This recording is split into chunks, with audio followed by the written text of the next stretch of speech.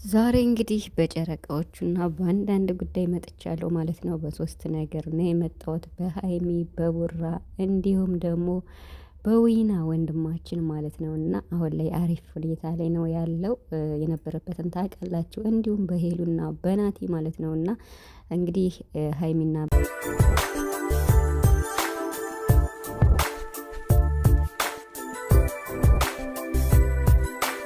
ዛሬ እንግዲህ ሀይሚና ቡራ አልመጡም ማለት ነው። እንግዲህ ሁሌም አይመችም። ትናንትና ምርጥ ቪዲዮ ለቀዋል። ዛሬ እንግዲህ በሀይሚ ቤት መምጣት ነበረባቸው፣ ግን አልመጡም። እንግዲህ ከሀይና ሀይሚ ከቡራ በመቀጠል በሶስት ጉዳይ ነው የመጣሁት ማለት ነው። በአንደኛ በሀይሚና በቡራ ሲቀጥል ደግሞ በዊና እና ደግሞ በናቲ በሄሉ ማለት ነው። እና እንግዲህ ሶሻል ሚዲያ ላይ በጣም ብዙ ነገር አለና እነዚህ በሙሉ ያመጣቸው እንግዲህ ጥንድ ናቸው ማለት ነው።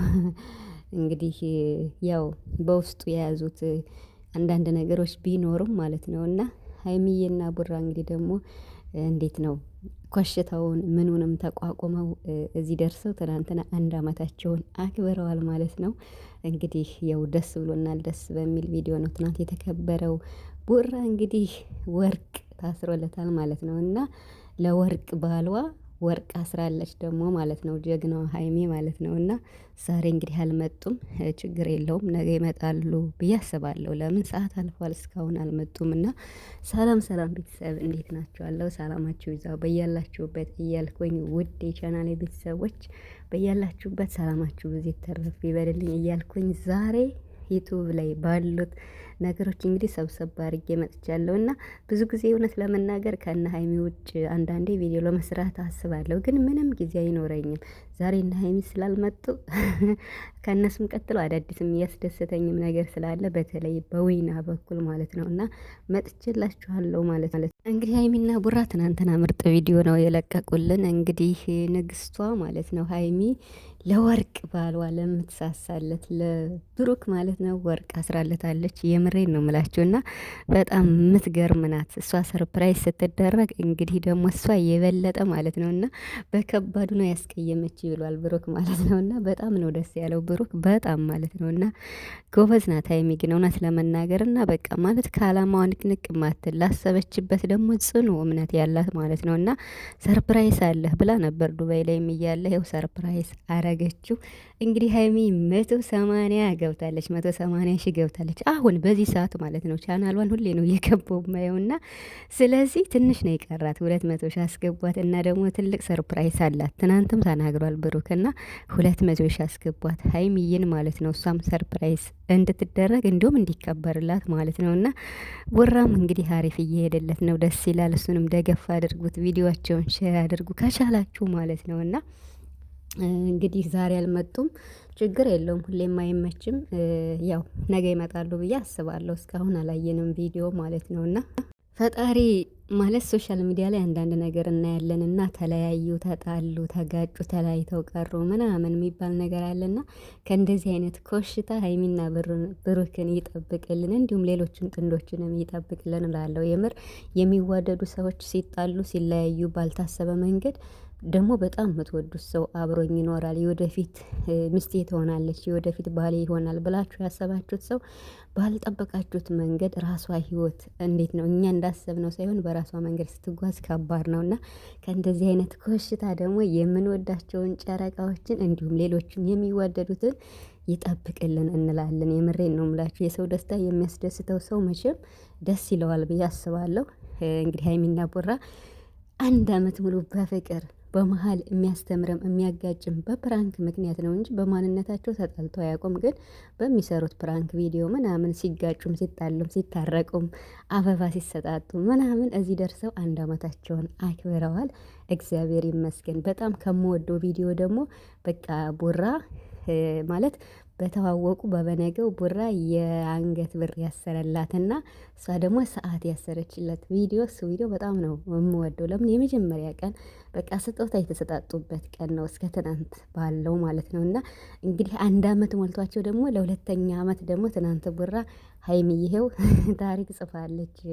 ደራሲ ነኝ እያለች ነበር። እሷም እንግዲህ ሀይሚ ደግሞ ጎበዝ ናት በጣም ማለት ነው ስማርት። እንግዲህ ለቀጣይ አመት ይሄው ትናንትና ወርቅ በማሰር አስቀጥላለች ማለት ነው። እና ፍቅሩን ያብዛላችሁ፣ አይለያችሁ፣ ክፉ አይንካብን እያልኩኝ የነ ሀይሚን እዚህ ጋር እንትንልና ከዛ ደግሞ ስለ ዊና ቀጥላለሁ ማለት ነው። ዊና እንግዲህ የነበረበትን ታውቃላችሁ። የምር በጣም እኔ ራሱ አሳዝኖኝ በጣም ማለት እምቤ ሁሉ እስከሚመጣ ማለት ነው። ማለት የሰው ልጅ ሲከፋው እኔ በጣም ነው የሚከፋኝ። እንደዛ በቃ ገጠር ውስጥ ሆኖ በቃ ስቅስቅ ብሎ እንደዛ ከወርዲ ጋር እንትን ብሎ ሲያለቅስ በጣም ነበር ያሳዝነኝ። የምሬን ነው የምላችሁ። እና ማለት የሰው ልጅ መኖር የማይችልበት ደረጃ እንዴት እንደዚህ ይሆናል ብዬ በጣም እንትን አዝኜ ነበር በቀደም።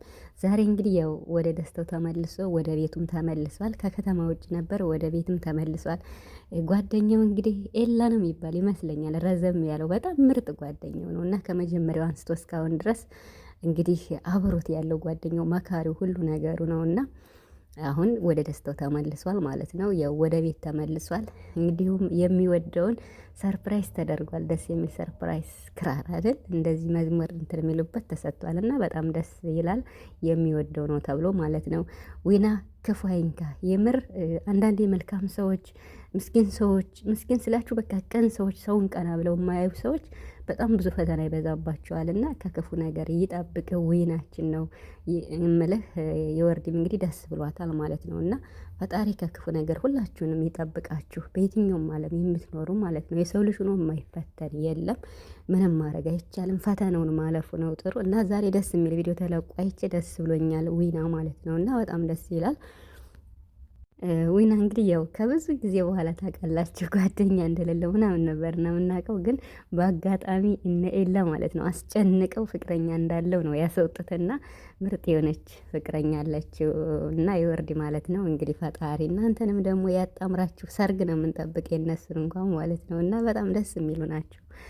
ዊና ያለችው ፍቅረኛ አሪፍ ልጅ ነው ያለችው፣ የምር አስተዋይ ማለት ነው። እና ሲቀጥል ወደ ሄሉ አመራለሁ ማለት ነው። ወደ ሄሉና ወደ ናቲን እንግዲህ መጥቷል ማለት ነው። እና ከ8 ወር በኋላ እንግዲህ መጥቷል። እንግዲህ የነሱ ጉዳይ ደግሞ በጣም የሚያሳዝን ሁኔታ ላይ ነው ያለው። እውነት ለመናገር ሄሉ እንግዲህ በጣም ታፈቅረዋለች፣ በጣም ትወደዋለች። ግን በመሀል በተፈጠረው ክፍተት እሷ ደግሞ ወደ ሌላ ህይወት ጀምራ ከእንዳልክ ጋርም የሆነ ህይወት ይሆናል ብላ ጀምራ ነበር። እንግዲህ ናቲን ደግሞ ናታን ያልጠበቀው ነገር ነበር። ይሄ እንትን ማለት ከገጠመው ችግር የበለጠ የሄሉ ሌላ ህይወት ጀምራ ሲያገኛት በጣም ተሰምቶታል። እንግዲህ ሄለንም ቪዲዮ ስትሰራ ያው ያበቃለት ነገር ነው። እኔ ናቲን ወደዋለሁ፣ አፈቅረዋለሁ ግን በቃ ያበቃለት ነገር ነው ብላ ተናግራለች። ዛሬም ቪዲዮ እሱ ለቁ በቃ እንደማታፈቅሬ ነው ያወቅኩት። እንደምታፈቅሬ ባቅ አይደለም 7 ወር ለምን 7 ወር ነው እኔ የጠፋሁት? በገጠመኝ ችግር ምክንያት ነው የጠፋሁት። ለምን አልጠበቀችኝም? ስለዚህ እኔ ጋር ምንም እውነተኛ ፍቅር የላትም ብሎ ዛሬ ደምድሞ ሲናገር ሰማሁት። እና እውነት ለመናገር እውነተኛ ፍቅር እኮ በጣም ታጋሽ ነው ይባላል አይደል? በፈተናዎችም የታጠረ ነው እና ታዲያ እውነተኛ ፍቅር ካላችሁ እኔ ቢታረቁ ደስ ይለኛል። የምር ማለት እሷ በጣም ነው የምትወደው፣ በጣም እንደተጎዳች ነው የምታወራ ሁሌም ማለት ነው። እሱም በጣም ይወዳታል። ስለዚህ በይቅርታ ታረቁ።